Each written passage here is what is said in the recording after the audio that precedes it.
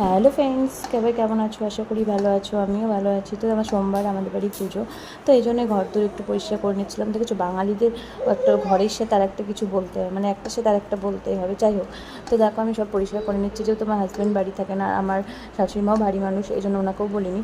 তো যাই হোক, হাজব্যান্ডকে বলাও যায় না, ওখানে সব কিছু করে তো নিজের হাতে একা একা, রান্না থেকে শুরু করে সবটাই নিজে সামলায়, ডিউটি থেকে শুরু করে সবই। তো এই জন্য বলি না। যাই হোক, আমাদের ঘর পরিষ্কার করার পরে আমি ঠাকুর ঘর পরিষ্কার করে নিয়েছিলাম, তারপরে আমার শ্বশুর শাশুড়ির ঘর, তারপরে মুছে টুছে দেন আমি বারান্দায় ঢুকেছিলাম। তো দেখো আমি ঠাকুর ঘর পরিষ্কার করছি, তারপরে আবার আমাদের ঘরের বিছানার চাদর টাদরগুলো চেঞ্জ করেছিলাম, বিছানার চাদরগুলো কেচেছি।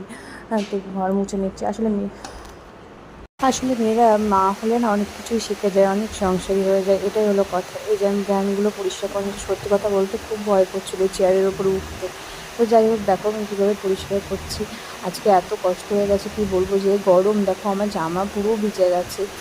আর এই যে এই গরমে এতগুলো ঘর, আমাদের এত বড় বারান্দা, সব কিছু মোছা ঝাড় দেওয়া, সকালে আরেকবার মুছেছিলাম, মানে সত্যি খুব কষ্ট হয়ে গেছে। এই যে স্নান করে আবার জামা কাপড়গুলো ভাঁজ করে নিচ্ছি, আবার অনেকগুলো কাছাকাছিও করেছিলাম, তো সেগুলো তোমাদের সাথে শেয়ার করছি। তারপরে আবার পুজো দিয়েছি, এই যে পুজো দিচ্ছি এখানে আমি।